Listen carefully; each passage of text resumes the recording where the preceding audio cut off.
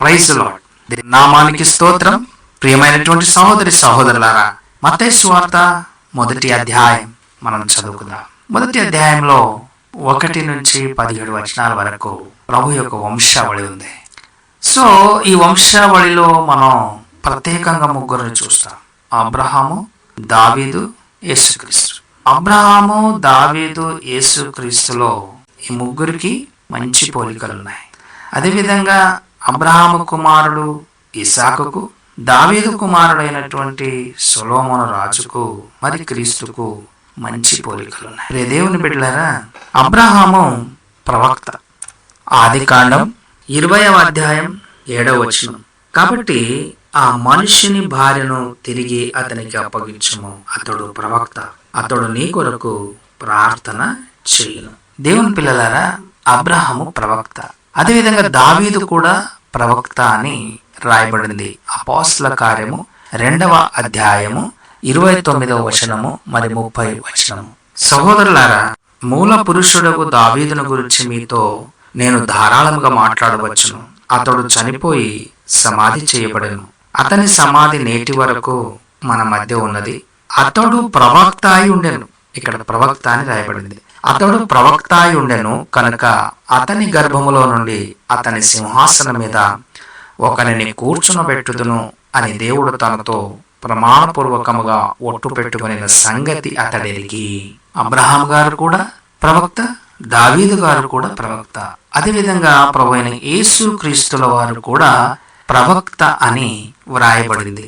లూకా సువార్త 24వ అధ్యాయం 19వ వచనములో ఆయన అవి ఎవని వారిని అడిగినప్పుడు వారు నజరేయుడైన యేసును గూర్చిన సంగతులే.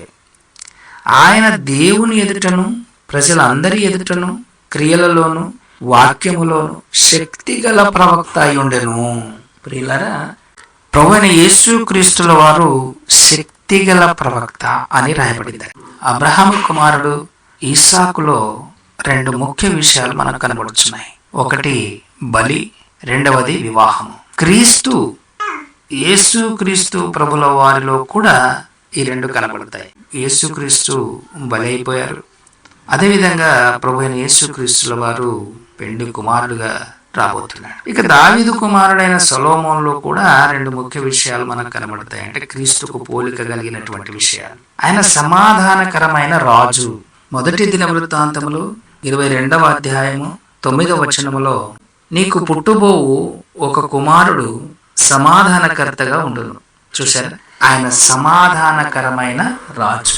రెండవది, సొలొమోను రాజు దేవుని మందిరము కట్టాడు. నూతన నిబంధనలో మనం చూసినట్లయితే, పాత నిబంధనలో కూడా మనం చూసినట్లయితే యేసుక్రీస్తు ప్రభును రాజులకు రాజుగా వర్ణించబడింది, సమాధానకర్త అని చెప్పబడింది. అంతేకాక మత్తయి సువార్త 16వ అధ్యాయం 18వ వచనంలో బండ మీద నా సంఘము కట్టుదును అని రాయబడింది. సంఘం అంటే మందిరమే.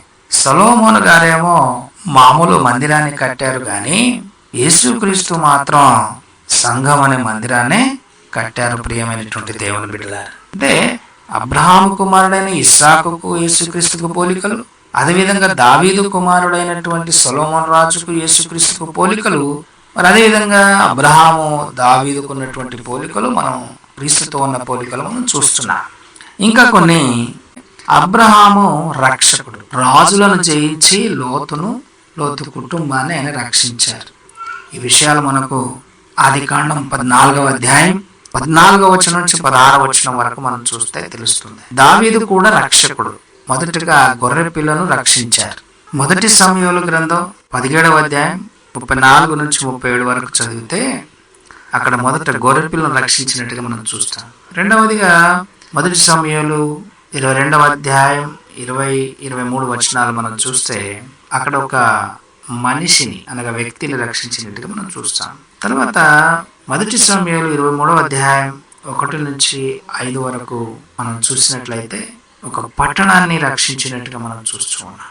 ప్రియ దేవుని బిడ్డలారా, ప్రభువైన యేసుక్రీస్తు అయితే లోక రక్షకుడు. యోహాను సువార్త 4వ అధ్యాయం 42వ వచనంలో రాయబడింది ఆయన లోక రక్షకుడు అని. అక్కడ ఇలా రాయబడింది, మా మట్టుకు మేము విని ఈయన నిజముగా లోక రక్షకుడు అని తెలుసుకొని నమ్ముచున్నామనిరి. యేసుక్రీస్తు లోక రక్షకుడు. అబ్రహాము గారు తన తమ్ముడిని రక్షించారు. దావీదు గారు ఒక వ్యక్తిని, ఒక గొర్రెపిల్లని, ఒక పట్టణాన్ని రక్షించారు, ఒక దేశాన్ని రక్షించారు. ఇక్కడ క్రీస్తు అయితే లోకాన్నే రక్షిస్తున్నాడు. దావీదు మహారాజు సమూయేలు మొదటి గ్రంథంలో 19:5 మనం చూస్తాం, ఒక దేశాన్ని రక్షించారు. క్రీస్తు అయితే లోకాన్ని రక్షించారు. అబ్రహాము కాపరి, దావీదు మహారాజు కూడా గొర్రెల కాపరి. ప్రభువైన యేసు క్రీస్తు అయితే గొర్రెలకు మంచి కాపరి. అబ్రహాము కాపరి అని మనం ఎక్కడ చూస్తాము అని అంటే ఆదికాండం 7:3 దావీదు మహారాజు గొర్రెల కాపరి మనం ఎక్కడ చూస్తాం? సమూయేలు మొదటి గ్రంథం 17:34 ఇలా చాలా ఉన్నాయి. ప్రభువైన యేసు క్రీస్తులో వారు మంచి కాపరి అని యోహాను సువార్త 10:11 గొప్ప కాపరి అని మనం చూస్తాం. సో ప్రియమైనటువంటి దేవుని బిడ్డలారా, ప్రభువైన యేసు క్రీస్తుల వారు ప్రధాన కాపరిగా రానున్నారట. ఎందుకు వస్తున్నారు? బహుమానాలు ఇవ్వడానికి వస్తున్నారు. మనం చేసిన పనికి బహుమానాలు ఇవ్వడానికి వస్తున్నాడు. పేతురు 5:4 ఇంకా కొన్ని పోలికలు చూద్దాం మనం. అబ్రహాం మహారాజు, దావీదు నీతి న్యాయములు బట్టి పరిపాలించినటువంటి రాజు. క్రీస్తేమో రాజులకు రాజు, ప్రభువులకు ప్రభు. ప్రకటన గ్రంథం 17:14 19:16 మనం ఈ మాటలను చూస్తాం. ఇంకా చాలా ఉన్నాయి. అబ్రహాము బలి అర్పించారు, దావీదు గారు కూడా బలి అర్పించారు. అయితే క్రీస్తు యేసు ప్రభుల వారు తను తానే బలిగా అర్పించుకున్నారు. ఎఫెసీ పత్రిక 5:2 హెబ్రీ పత్రిక 10:10-14 మనం చూస్తే తెలుస్తారు. అబ్రహాము జయాన్ని పొందారు. ఆదికాండం 14:14-16 చదివినట్టు. దావీదు మహారాజు కూడా విజయం పొందారు. సమూయేలు 2వ గ్రంథం 8:11-14 చదివితే యేసు క్రీస్తు కూడా జయం పొందారు. మహాజయం పొందారు ఆయన. సాతాను పైన జయం పొందారు ఆయన. ఈ లోకం పైన జయం పొందారు ఆయన. ప్రకటన 5:5 మనం చూస్తాం. 17:14 కూడా మనం చూస్తాం. యోహాను సువార్త 16:33 చూస్తాం.